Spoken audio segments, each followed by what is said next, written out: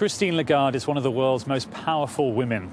She leads the International Monetary Fund, an organisation set up to promote economic stability worldwide.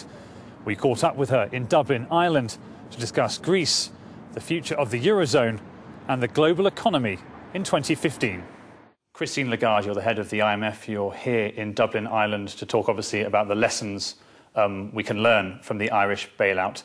Is Ireland really a model when you consider the social cost of what happened? If I look at the numbers, clearly the Irish recovery is quite extraordinary. Because when you look at growth, it's up and the highest in the eurozone. If you look at unemployment, it's down by almost 3 percentage points. If you look at debt, it's declining. If you look at deficit, it's been halved almost. So all those numbers are really solid and give the direction of a good recovery. Now, there is still over 10% unemployment and over 20% young people unemployed. So we are not there yet. And although Ireland is off to a good start, it still has work to do to actually continue that unemployment decline and that job creation. Those will be the key tests to the actual and full success of the Irish recovery.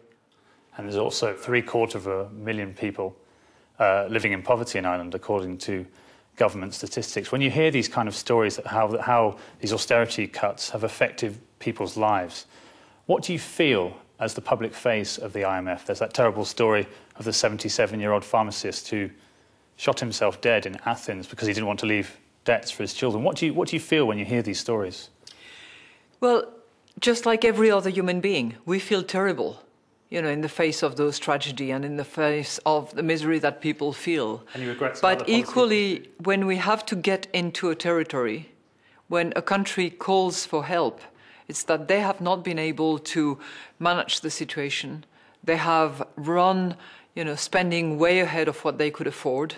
They are not controlling their public finances, and the situation is very bad. So we have to go in and help the country restoring economic condition, restoring access to financing, making sure that the economy is back into job creation rather than job destruction.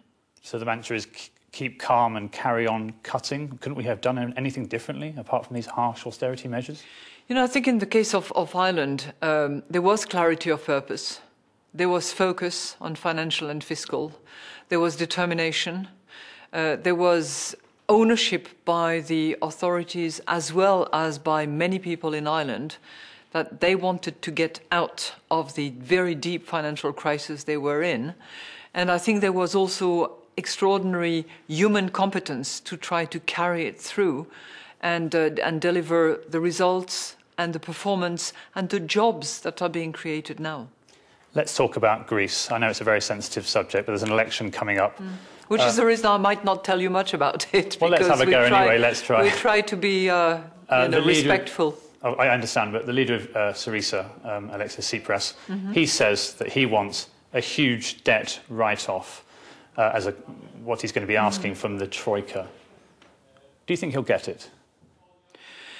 I think we need to wait until Friday, see what the result of the election will be, and then figure out what kind of coalition is put in place, and then remind that country that it has made commitments to its European partners, to its creditors, and that of the structural reforms that were to be implemented to restore the situation of the Greek economy, only very few out of what was committed has been delivered. And more work needs to be done, not for us, not for the European partners, not for the European Parliament, as Mr. Schulz has indicated, but for the Greek people themselves. I'll give you an example.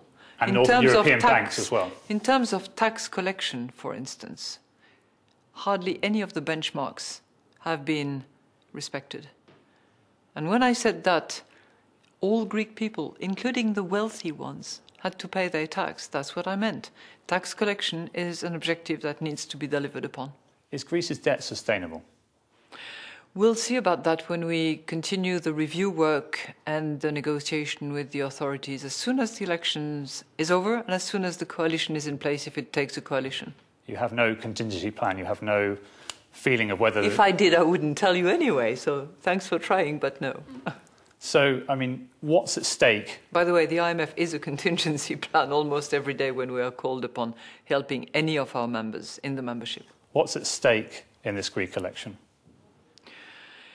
You know, it's like any election. It's for the people to decide democratically what they want, what they expect, and what's the future for them. The membership of the eurozone for Greece? This is not for me to decide. It's a matter for the euro partners and Greece to discuss. But I've heard many comments made, and I'm sure you have too. What would be the consequences of a Greek exit of the eurozone, though? I mean, what would be the impact be on the Greek economy if that did happen? I know it's a hypothetical question. I'm just interested from your vantage point at the head of the From IMF. a very, very hypothetical question of a member exiting the eurozone, which to my knowledge is not allowed under the eurozone articles of partnership, if you will, there would be a massive financial cost as a result. Let's just move on to the world economy. What do you see as the main challenges for 2015? Growth and jobs. And that's not vastly different from what it was in 2014, except that we are concerned about the growth potential of many of the advanced economies, United States excluded. The United States is clearly having a recovery. It's getting deeper, stronger, but we're not seeing that in either the eurozone or in Japan, for instance. We're seeing it in the UK, but not in... And why not in the eurozone, do you think?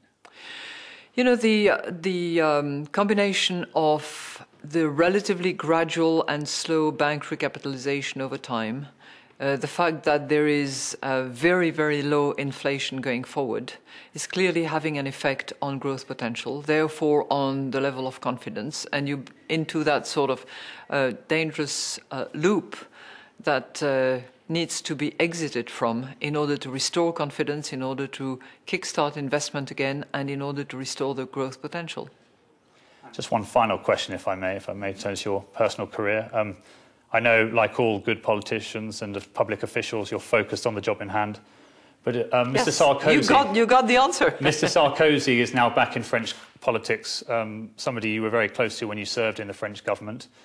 Obviously, he's now the head of the opposition UMP. If Mr. Sarkozy picked up the phone and asked you to rejoin him in the French political scene, what would you say to him? You know, I'm not going to comment on French politics because you have no plans at all? This is not my task. It's not my mission. It's not my interest.